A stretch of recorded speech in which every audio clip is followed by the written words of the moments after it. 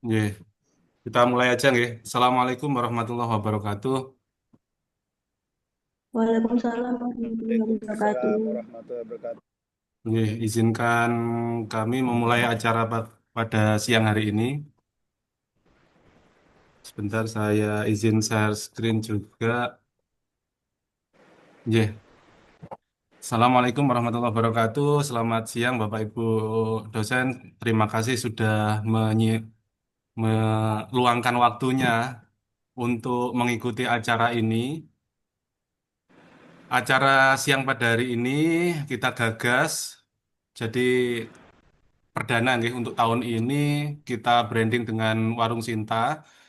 Di sini akan kita membahas tentang publikasi ilmiah dan beberapa permasalahan pengindeks Sinta yang kita branding dengan scientific sebenarnya. Kita plesetkan scientific. Nah, kita mulai acara perdana ini kita awali dengan bacaan basmalah bersama-sama. Bismillahirrahmanirrahim. Untuk agenda Bismillahirrahmanirrahim. acara siang hari ini, yang pertama adalah sambutan yang diwakili oleh Kepala Pusat HKI dan Publikasi Ilmiah, yaitu Mas Helmi Bumia. Dan selanjutnya nanti ada pemantik diskusi atau materi mungkin 5 menitan lah, dan dilanjutkan ke diskusi. Diskusi ini kita sambi dengan praktek juga, biar masalah Bapak Ibu bisa terselesaikan.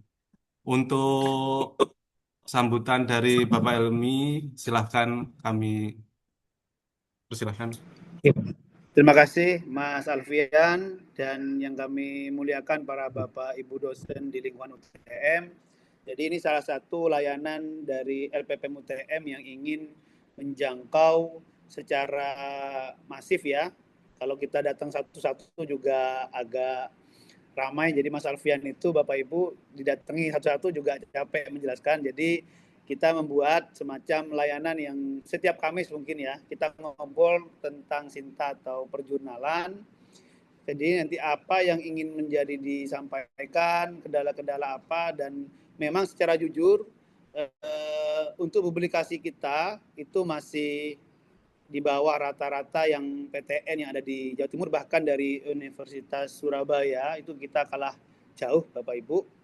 Dan juga harapan kami mendorong seluruh dosen dan mahasiswa, sebenarnya seluruh dosen itu meningkatkan publikasinya, karena sebenarnya banyak hal yang bisa dipublikasikan, dan kadangkala banyak publikasinya Bapak Ibu itu juga ada yang tidak terindeks Sinta.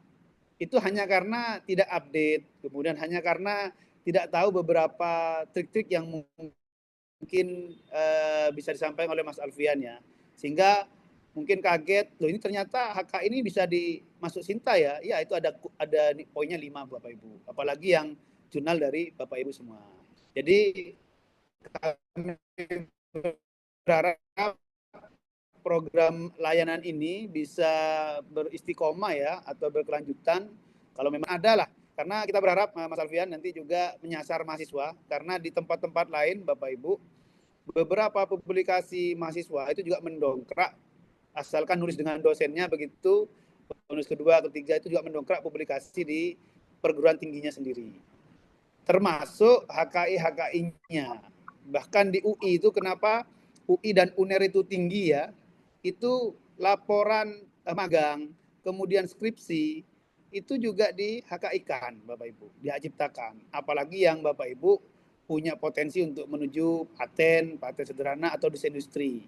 Nah itu, dan kita berharap semoga Mas Alfian tidak capek-capek ya, karena banyak sekali nanti ini ramenya kalau pas nganu Japung, ada temuan irjen, kemudian ada yang mau guru besar, atau ada yang mau naik pangkat. Nah ini semoga tidak momen itu, jadi kita buat stimulus aja, kita buat simultan, bagaimana sebenarnya artikel kita sampai ke bisa terindeks Sinta dan sebagainya. Mungkin itu Mas Alfian dan Bapak Ibu, selamat berdiskusi, mengobrol santai aja, karena itu sudah jelas tadi siang tifik ya. Nanti kita kalau buat yang volume kedua mungkin malam tifik ya, atau subuh tifik gitu Mas ya. Mungkin itu Mas Alfian dan Bapak Ibu, matur nuwun atas waktunya dan kita belajar, semoga ada manfaatnya. Kita buka acara tadi sudah dibuka dan dengan bismillahirrahmanirrahim semoga acara Warung Sinta hari ini bermanfaat bagi kita semua. Wassalamualaikum warahmatullahi taala wabarakatuh. Warahmatullahi wabarakatuh. Terima kasih Ya, Pak Helmi Bumia atas sambutannya. Nggih, di sini langsung saja nggih. Jadi saya tidak bermaksud untuk menggurui Bapak Ibu. Otomatis saya sangat kurang ilmunya, tapi di sini untuk memantik diskusi nanti Bapak Ibu kalau misalkan ingin bertanya dan itu silahkan di luar topik pun boleh seperti itu. Jadi kita lanjutkan ke agenda kedua, yaitu tentang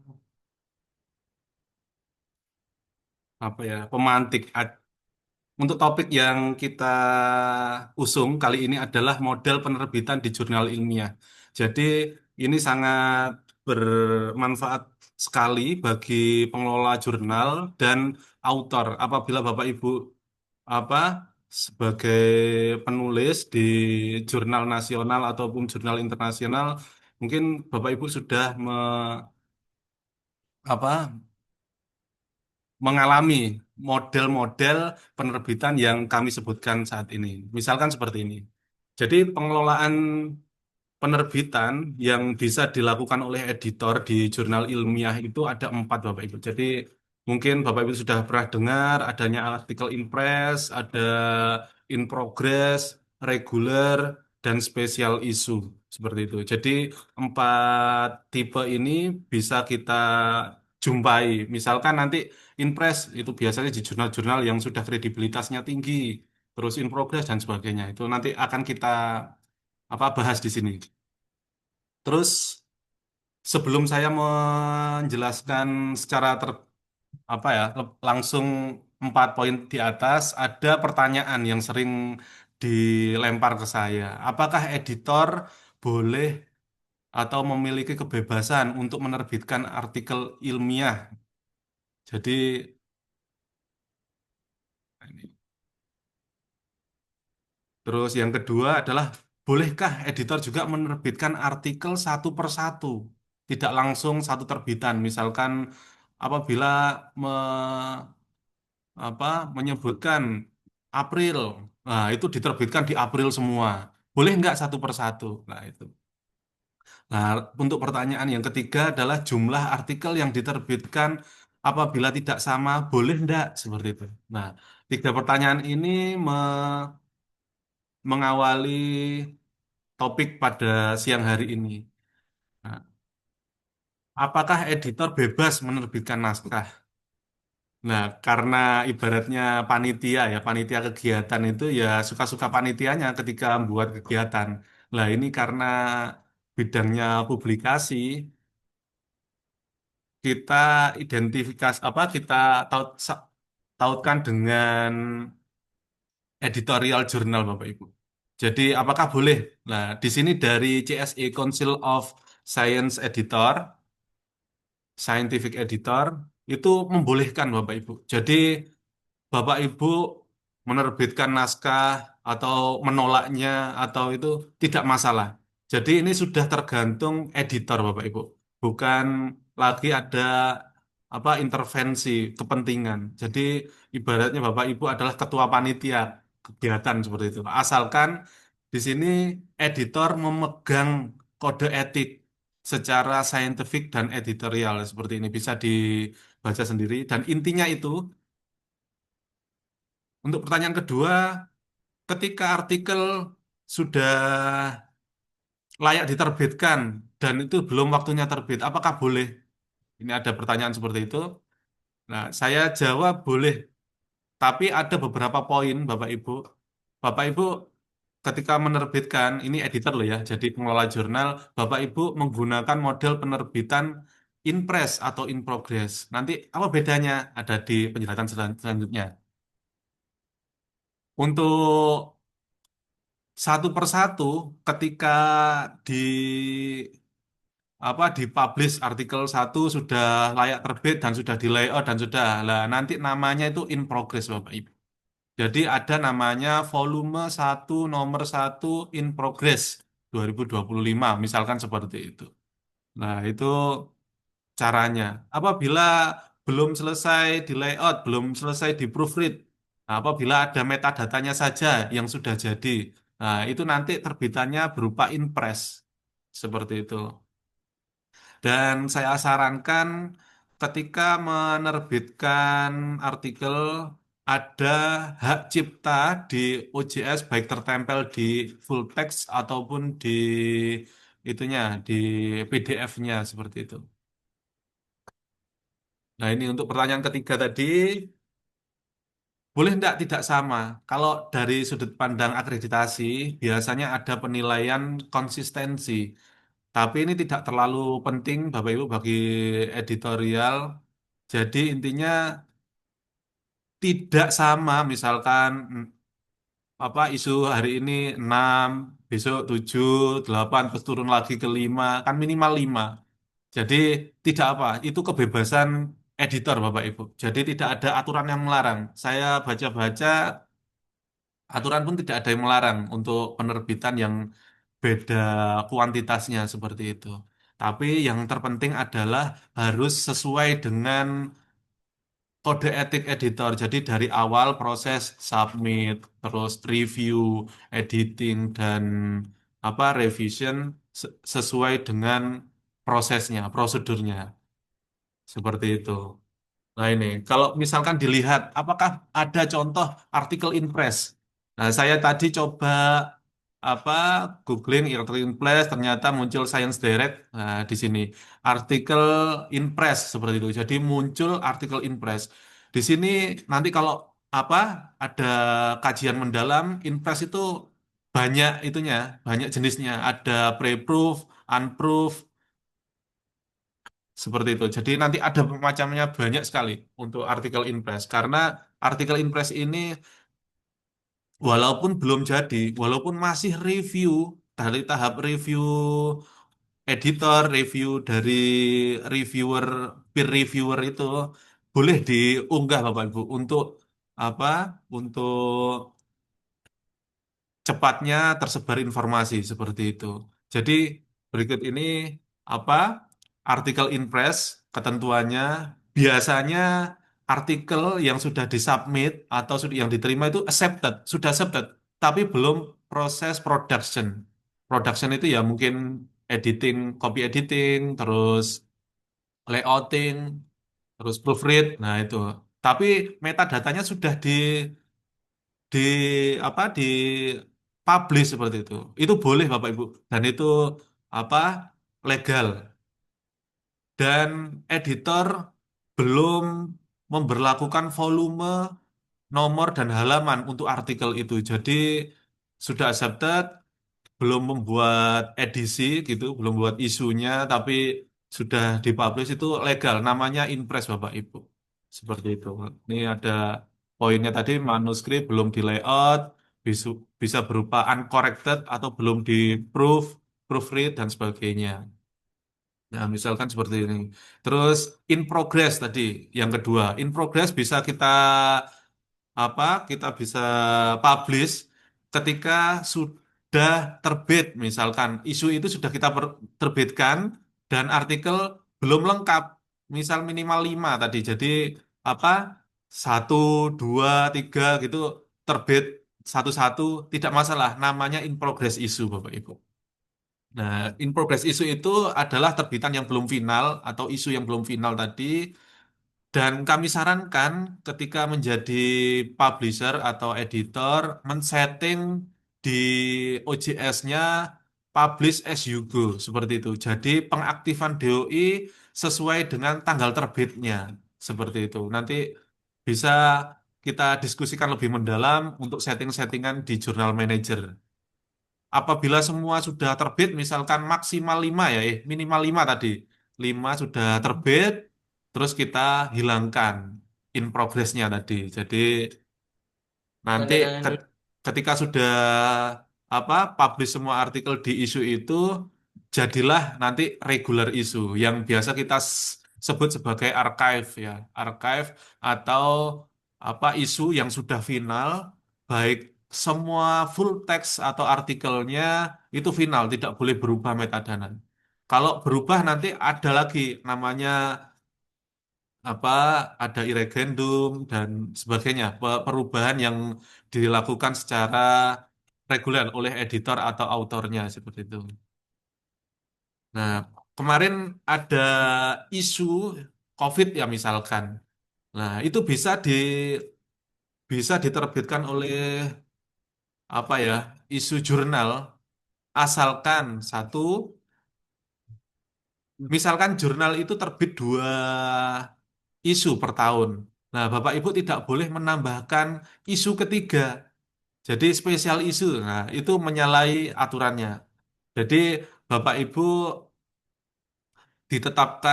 menetapkan spesial itu di dalam isu yang sudah izin oleh ISSN. Biasanya sat, periodik ya, satu satu tahun itu dua kali terbit, misalkan dua kali terbit nomor satu dan nomor dua. Lah, isu COVID ini ya mungkin di nomor satu atau di nomor dua. Jangan spesial isu COVID di nomor tiga. Nah, itu yang menyalahi ketentuan.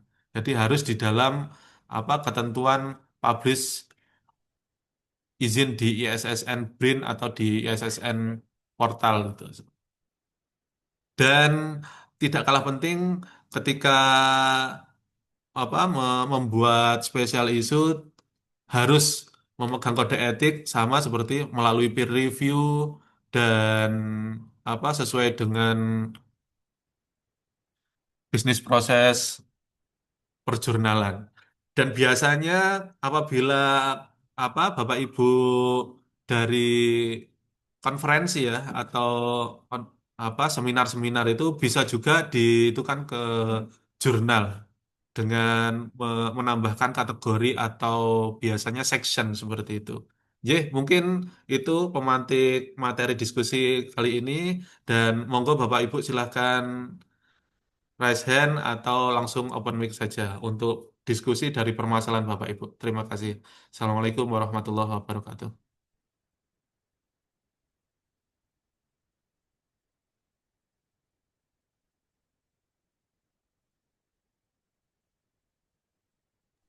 Silakan Bapak Ibu. Monggo. Pak, izin bertanya. Ye, Bu Desi Puspitasari dan nanti Pak Karim silakan. Agak orang topik nggak apa-apa ya? Di luar topik silakan Bu Desi. Ini kan saya kan sudah submit beberapa apa namanya KKI terus juga artikel, tapi kok skor cinta saya kok tetap nggak naik ya? Oke, ini Nah itu masalah tuh Sinta. Siap. cuman ya cuman 7 poin aja. Jadi dari beberapa yang sudah saya submit itu cuman beberapa poin aja nambahnya. Oke, oke, oke. Siap, siap, siap. Bu Desi, skor Sinta nggih. Langsung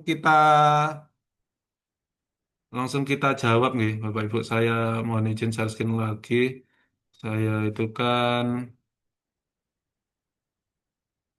ya, Sinta ya. Oke, all author tadi Desi Puspitasari.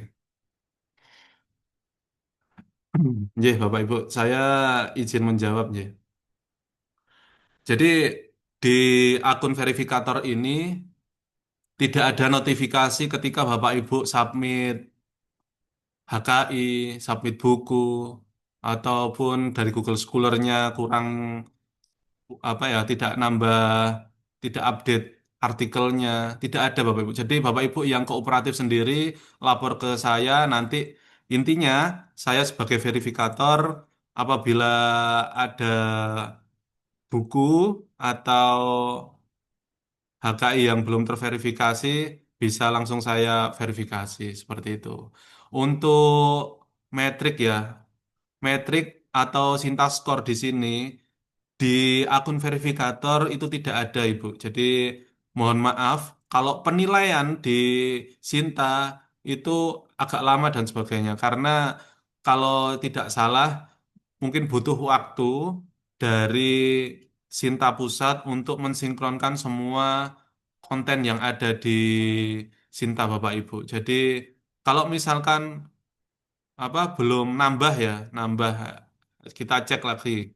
Kalau dari segi verifikator kita bisa cek, misalkan Garudanya, Google Scholar-nya ada 23 ya, atau 25, ada 13.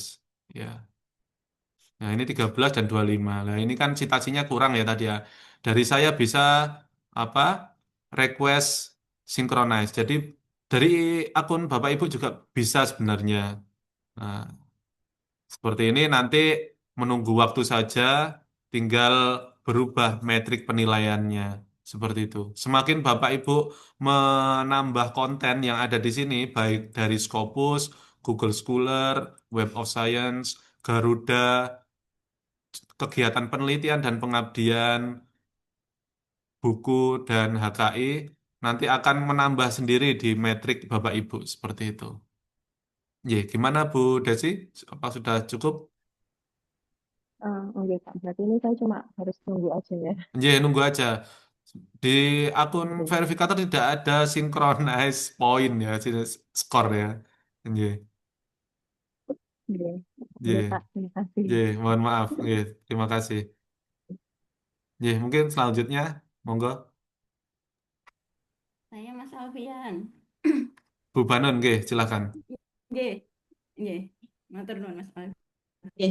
Eh, saya terkait perjurnalan ini Mas. Oke, jurnal siap. Idealnya, idealnya itu dari submit hingga hingga accepted itu berapa lama sih Mas?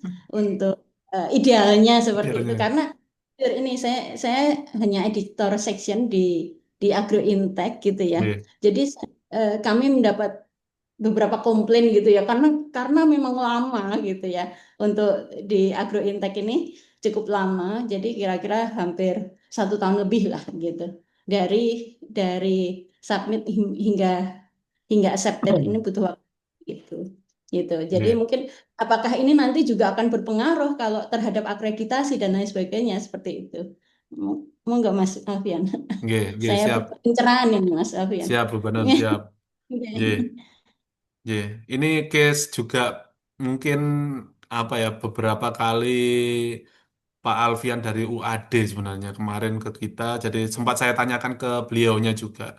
Karena kita kan mengelola jurnal dengan sesuai dengan apa prosedur tadi, terus ujung-ujungnya ya pasti akan kita mengindekskan ke Scopus, terus Iya, ke Web of Science dan sebagainya. Pengalaman beliau ketika apa mempublish jurnal dengan sama sama bulannya misalkan. Sekarang misalkan Bu Banon menerima artikel nih. Nah, ketika orangnya butuh fast track dan sebagainya harus berbeda bulan seperti itu. Jadi mungkin lebih layaknya 1 bulan atau 2 bulan gitu. Itu sudah tidak dikomen oleh pihak Scopus ketika mau submit ke sana. Itu. Jadi kalau lamanya ya tidak ada batasan, Bu. Ya tergantung dari prosedurnya. Kalau di iya, iya. apa di perjurnalan ya, Bu. Di perjurnalan itu memang apa langkahnya itu banyak sekali gitu. Ini kok Iya, lama ya. iya, iya. Iya, sebentar. Iya. Tapi ini tidak berpengaruh ke akreditasi Hmm. nanti penilaian dan lain sebagainya seperti itu nih Iya. Mas. Penilaian itu enggak ada, Bu, enggak ada. Semakin lama kayaknya enggak ada. Yang penting prosesnya, Ibu. Jadi nah, ini lama ini. Iya, Ini ada di ini about publishing. Jadi dari author submission sampai jurnal archive atau current issue itu juga banyak ini. Kalau misalkan apa artikelnya kurang bagus, nanti ya reviewnya bisa round 1, round 2, round 3 sampai round banyak seperti itu. iya, Jadi itu Bu. Nggih. paling cepat 2 bulan ya, gitu. Gimana? Nggih, kalau lamanya ndak ngefek kok, Bu. Nggih. Itu yang biasanya dikomen sama itu asesor. Nggih. Matur nuwun Mas Alfian. Nggih. Nggih, sami-sami, Bu. Nggih. Ini kayaknya kurang 10 menit lagi nih, Bapak Ibu. Satu pertanyaan lagi, monggo nanti kita langsung open mic saja. Ini yang raise hand banyak sekali ini. Nggih, langsung open mic aja. Monggo. Saya Oh, Mas Alfian. Nggih, Pak David silahkan. Eh, Selamat siang Mas Alfian. Jadi Nggih, ada dua pertanyaan yang dari saya ini berhubungan dengan jurnal kami. Kami punya jurnal Mikrotek, cuma nggih, lama sekali tidak diurus gitu. Jadi eh lebih baik mana kita buat jurnal baru atau kita memanfaatkan jurnal yang sudah ada untuk oke. dikembangkan, Mas. Nggih, siap. Makanya kemarin saya tanya tanya ke Mas Alfian, gimana caranya untuk memulai kita buat jurnal gitu kan. Jadi rencana kan mau mau menata kembali. Itu yang pertama. Kemudian yang kedua berkenaan dengan Sinta, Mas. Jadi di Sinta itu kita kan apa namanya sinkronisasi gitu ya. Jadi meskipun sinkronisasi itu angka poin Sintanya itu tidak bisa langsung berubah ya, Mas. Apa masih menunggu gitu? Itu. Termasuk buku, mohon verifikasinya punya saya. Ya, siap, siap. Siap. Nggih, langsung saya jawab nggih, karena Oke, waktunya siap. tinggal 7 menit ini. Ini saya ndak pakai Buku. yang license ini. Soalnya yang license dari UTM sudah habis. Siap, siap. Nggih, oke, buku nggih, langsung kita. Loh, nggak ada ini. Oh, sudah. Sudah berarti. Sudah. Sudah terverifikasi. Nggih, sudah. Oke. Siap. Mikrotek nggih. Mikrotek kita coba Iya. cek. Ini kan volume 3 nomor 1. Kita lihat archive-nya. Oke. 1, 2, 3. Ini ISSN-nya ISSN apa, Pak? Bukan elektronik gitu. ISSN cetak. Cetak. Oh, cetak. Oke, siap. Jadi nanti kalau misalkan akreditasi itu dihitung per ada SK ISSN-nya cetak. Misalkan seperti itu. Yang EISSN seperti itu. Nah, kalau misalkan pengen melanjutkan ini juga boleh. Jadi kalau misalkan sekarang 2025 ini.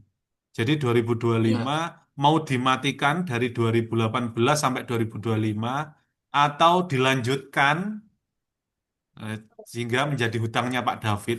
Nah, misalkan ini kan Iya. 2000 apa terbit volume 1 nomor 1 ya. Jadi ini setahun ya, 2 kali setahun. Ya otomatis Iya. nanti kembali ke volume 4 nomor 1 gitu loh. Kalau misalkan ini dihapus volume 2018 sampai 2024 ya, itu enggak apa-apa dilanjut aja. Kalau misalkan mau buat baru ya oke, enggak masalah gitu. Lebih enak, lebih Tergantung enak. kebijakannya Pak David gitu, editornya. Mau ndak gitu. Kalau saran saya, kalau memang apa, memang punya visi misi baru, terus dengan fokus and scope baru, itu ya buat yang baru lagi aja gitu. Jadi yang mikrotek ini biarin seperti ini. Toh ya nanti ketika apa di akreditasi yang didaftarkan adalah EISSN gitu. Jadi yang print ini tidak tidak berfungsi gitu. Iya, iya, Ya, siap. enggak masalah. Kalau saran saya sih, yaitu tergantung editor. atau kebijakan dari fakultas atau prodi. Kalau mau dihidupkan, ya nanti nama jurnalnya Mikrotek ini. Hmm, Dan ya SSN. Ya ya lah, ada daftar gitu. Mikrotek. Iya, Mikrotek ya. Lah,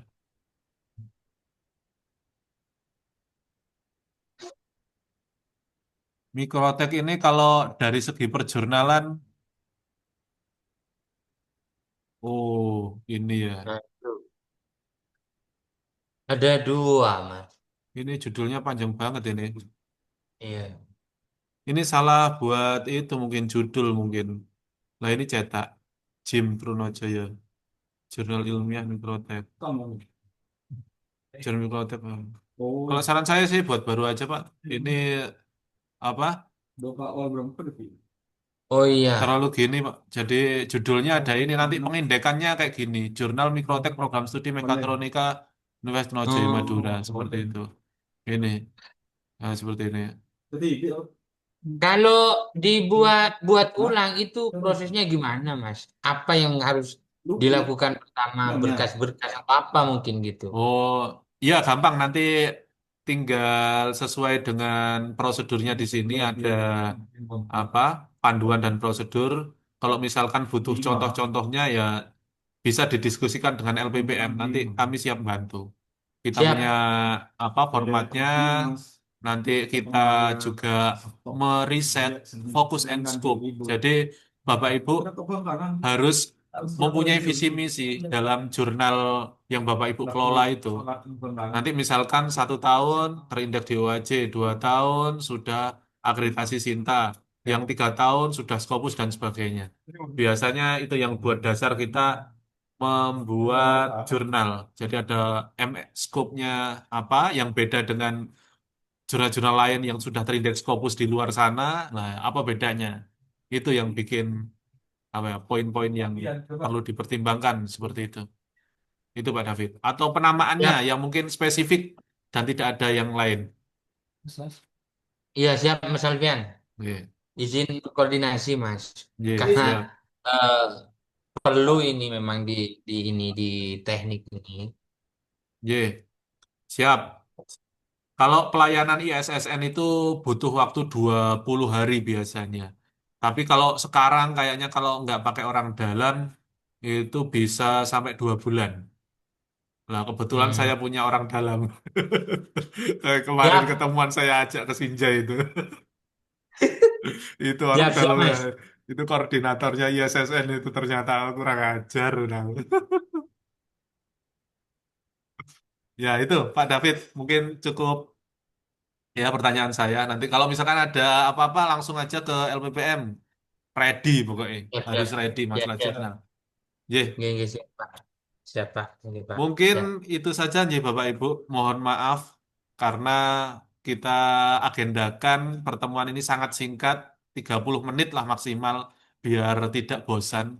Untuk keberlanjutannya silahkan japri saya, WA atau langsung datang ke LPPM silahkan.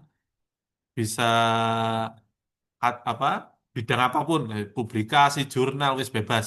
Yang penting bisa membantu Bapak Ibu naik pangkat, bisa Bapak Ibu apa pengelolaan jurnalnya dan sebagainya.